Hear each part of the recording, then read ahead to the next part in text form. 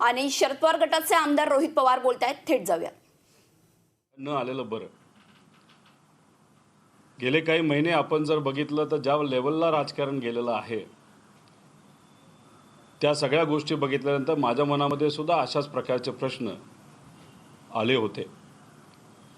पण हार मानायची आणि घरी बसायचं हे काही योग्य मला वाटलं नाही. म्हणून जेव्हा जेव्हा एखादा विषय सामान्य लोकांचा, युवांचा असला, तो माझ्या लोकांच्या बाबतीतला असू द्या ना ते विरोधकाच्या बाबतीत, तिथं मी असेल तसंच आदरणीय पवार साहेबांच्या विचारांनी चालणारे जे पदाधिकारी आहेत, कार्यकर्ते, हे सातत्याने बोलत आले. भाजपने शिवसेना फोडली, त्यानंतर राष्ट्रवादी फोडली, कुटुंब फोडलं, तेव्हासुद्धा कुठेही भूमिका न बदलता आम्ही सर्वजण लढत राहिलो. लढत असताना विधिमंडळामध्ये जेव्हा आम्ही युवकांचे प्रश्न, ते सुद्धा स्पर्धा परीक्षेचा प्रश्न, तुम्ही 1000 रुपये का घेता, हा जेव्हा मांडला तेव्हा आम्हाला सरकारकडनं उत्तर असं आलं की आत्ताची पिढी सिरियस नाही. आम्ही पेपर फुटीबद्दल जेव्हा बोललो तेव्हा आजचे नेते आम्हाला सांगतायत की आम्ही पत्रकारांवर हक्कभंग आणू, खोटी बातमी छापली म्हणून. आम्ही जेव्हा MIDCचा प्रश्न मांडतो, आम्ही रोजगाराचा प्रश्न मांडतो, तेव्हा ठोक कुठेही आणि मुद्द्याचं कुणीही बोलत नाही. आंदोलन केलं, उपोषण केलं, पण फक्त शब्दच मिळाले. खऱ्या अर्थाने प्रॉब्लेम नाही तर अडचणी कुठेही सुटलेल्या आम्ही बघितलेल्या नाही.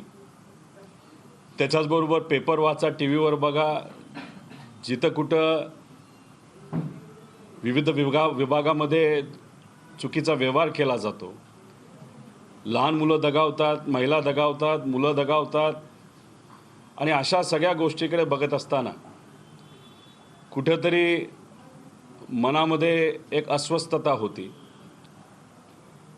त्याच्यातच माझा वाढदिवस 2 दिवसापूर्वी होता. सहसा वाढदिवसानिमित्त मी घरी नसतो, बाहेर असतो, कारण माझ्या पत्नीचा वाढदिवससुद्धा त्याच दिवशीच असतो. आणि मग 3 दिवस मी जो बाहेर होतो तेव्हा मन अस्वस्थ झालं होतं. आणि अशा परिस्थितीमध्ये कुटुंबाशी बोललो, पत्नीशी बोललो, मुलांशी बोललो. पण शेवटी मार्गदर्शन समाजकारणाचं असू दे नाही तर राजकारणाचं असो, आदरणीय पवार साहेबांकडूनच आम्ही सर्वजण घेत असतो. कालच्या दिवशी योगायोगाने महात्मा गांधी जयंती होती. त्या दिवशी आदरणीय पवार साहेबांना भेटलो. आत्तापर्यंत जेव्हा केव्हा एखादा विषय नाही तर एखादी भूमिका घ्यायची आली तेव्हा साहेबांना नेहमी आम्ही बोलत आलेलो आहे, विचारत आलेलो आहे, आणि त्यांनी आम्हाला योग्य असं मार्गदर्शन केलेलं आहे. काल जेव्हा त्यांच्याशी बोललो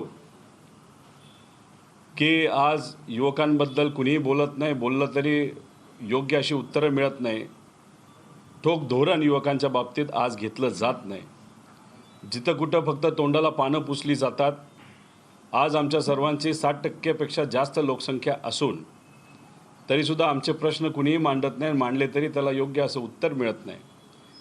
अशा परिस्थितीमध्ये आम्ही काय केलं पाहिजे असा प्रश्न जेव्हा आदरणीय पवार साहेबांना विचारला तेव्हा साहेबांनी एकच सांगितलं की ही खतखत माझ्या कानावर सुद्धा आलेली आहे, लोकांनी मला सांगितलेली आहे. आणि मी जेव्हा लोकात जातो तेव्हा तिथे असणारे लोक आमच्याशी जेव्हा चर्चा करतात, जिथं कुठं मी जातो तिथं मोठ्या प्रमाणात युवा मला स्वागत करण्यासाठी येत असतात. मला सुद्धा ही गोष्ट जाणवते. पण युवा म्हणून फक्त या गोष्टी तुम्हाला जाणून चालणार नाही, त्यासाठी तुम्हाला काहीतरी करावं लागेल. मग काय करता येईल याचा विचार केल्यानंतर साहेबांशी बोलत असताना मग आम्ही युवकांशी संपर्क साधण्याची एखादी यात्रा असं काय केलं तर चालेल का. तर साहेबांनी फक्त एवढंच सांगितलं, जे मनाला योग्य वाटतं आणि जे प्रामाणिक आहे ते त्या ठिकाणी तुम्ही करा. मग साहेबांशी ही चर्चा झाल्यानंतर घरी गेलो, पत्नीशी बोललो, मुलांशी परत बोललो. तुम्ही म्हणत असाल की लहान मुलांशी काय बोलतो, शेवटी बाप आहे, मुलांना विश्वासात घेण्याची जबाबदारी ही आपल्या सर्वांची असते. आणि त्यांना सांगितलं की मला रोहित पवार म्हणून नाही, पण एक युवा म्हणून कुठंतरी वाटतं की युवांशी संपर्क साधण्यासाठी एक यात्रा आपण काढावी आणि ती यात्रा काढत असताना ही युवा संघर्ष यात्रा ही यात्रा काढण्याचा विचार हा आम्ही सर्वांनी मिळून केलेला आहे। ही यात्रा कुठेही सायकलवर, गाडीवर, रथात अशा प्रकारची यात्रा नाही, ही पदयात्रा आहे। ही पदयात्रा आपण पुण्यापासून सुरू करत आहोत आणि शेवट आपण नागपूरला करणार आहोत।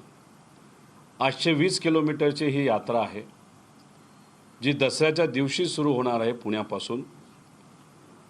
तिथं आम्ही महात्मा फुले, क्रांतीज्योती सावित्रीमाई फुले यांनी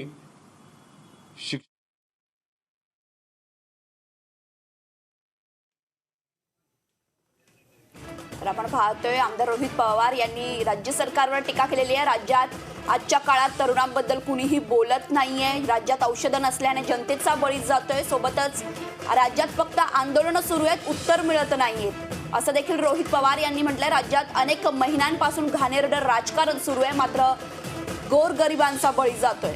यासोबतच त्यांनी सुरू होणाऱ्या युवा संघर्ष यात्रेबद्दल देखील या पत्रकार परिषदेत अधिक माहिती दिली आणि त्यासोबतच नांदेडमध्ये झालेल्या दुर्घटनेप्रकरणी देखील त्यांनी सरकारवर ताशेरे ओढले। कंत्राटी भरती, तरुणांचं नुकसान, बेरोजगारी या सगळ्याच मुद्द्यावर त्यांनी प्रतिक्रिया दिली। तुम्ही विचाराल तोळापुरच का, की ज्या महापुरुषाने महाराष्ट्र धर्म टिकवण्यासाठी, रयतेचं राज्य टिकवण्यासाठी स्वतःच्या जीवाची पर्वा नाही केली, ज्यांचे रक्तांचे अंश अजून त्या भागामध्ये अजूनही असतील, त्या त्यागाचा आणि त्या बलिदानाचं प्रेरणा घेऊन तिथून आम्ही ती सुरू करत आहोत। दिवसाला कमीत कमी 17 किलोमीटर आणि जास्तीत जास्त 23 ते 24 किलोमीटर असे यात्रेचा प्रवास असेल। 13 जिल्ह्यांमधून ही यात्रा जाईल। पण या यात्रेबद्दल जे डिटेल्स आहेत ते आपण 9 तारखेला लोकांसाठी जाहीर करणार आहोत।